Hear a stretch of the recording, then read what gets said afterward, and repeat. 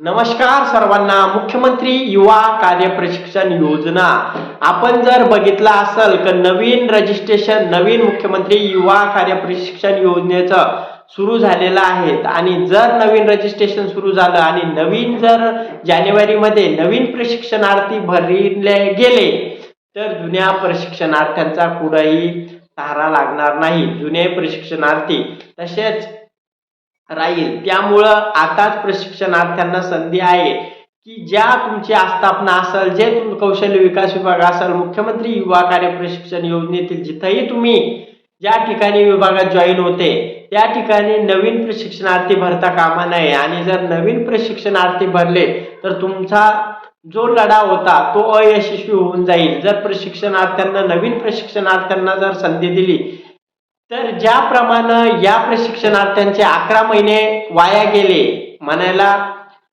काही हरकत नाही, कारण त्यांना मानधन सुद्धा अजून त्या प्रशिक्षणार्थ्यांच्या खात्यामध्ये काही प्रशिक्षणार्थ्यांना जमा झालेलं नाही.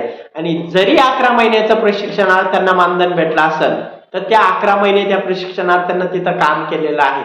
पण हे प्रशिक्षणार्थी, यामध्ये असे काही प्रशिक्षणार्थी आहेत ते चांगल्या ठिकाणी काम करत होते, चांगल्या ठिकाणी जॉब करत होते, चांगल्या ठिकाणी त्यांचा धंदा, त्यांचा रोजगार, चांगल्या ठिकाणी जॉब सोडून ते एक आशा होती त्यांना की या ठिकाणी शासनाची जी योजना आहे, लाडका भाऊ योजना, मुख्यमंत्री युवा कार्य प्रशिक्षण योजना, ही कोणत्या तरी हेतून आणलेली असेल. आणि इथं जर आपण 11 महिने 6 महिने काम केलं तर नक्कीच सरकार आपला विचार करेल आणि कुठंतरी सरकार आपल्याला तसं सोडणार नाही.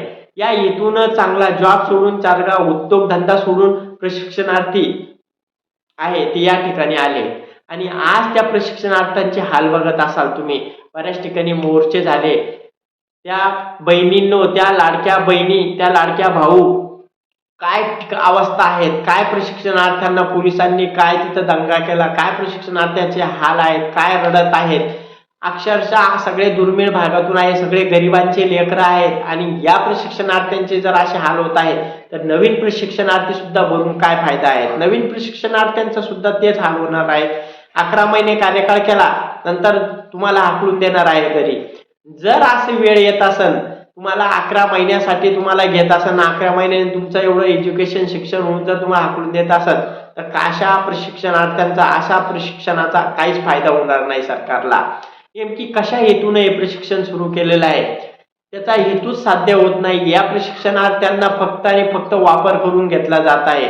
त्याच्यामुळे जर जुन्या प्रशिक्षणार्थ्यांना त्यांनी जर घेतलं नाही तर ही योजना पूर्ण निष्फळ आहे. त्याच्यामुळं या योजना जर तुम्हाला सुरू करायची आहे तर जुन्या प्रशिक्षणार्थ्यांना सुद्धा न्याय देणं महत्वाचं आहे. जुन्या प्रशिक्षणार्थ्यांना सुद्धा त्यामध्ये सामील करून घेणं महत्वाचं आहे. त्याच्यामुळं जुन्या प्रशिक्षणार्थ्यांना तुमच्या विभागामध्ये तिथं सामील करून घेत असाल, त्यांना कंत्राटी पद्धतीनं जर घेत असाल तरच ही योजना सुरू करा. अन्यथा अशा योजना सुरू करून सरकारला काही फायदा होणार नाही. सरकारने अशा योजना सुरू पण करू नये, कारण याविषयी प्रत्येक विभागामध्ये तुकाराम बाबांनी डायरेक्ट घोषणा केलेल्या आहेत की जर या योजना सुरू केल्या तर आम्ही प्रत्येक ठिकाणी टाळीबंदी लावू, प्रत्येक विभाग बंद ठेवू. कारण खरोखर या प्रशिक्षणार्थ्यांसोबत सरासर अन्याय होत आहे. या प्रशिक्षणार्थ्यांवर प्रशिक्षणार्थी एवढ्या त्यांना कुठंतरी काहीतरी प्रशिक्षणार्थ्यांना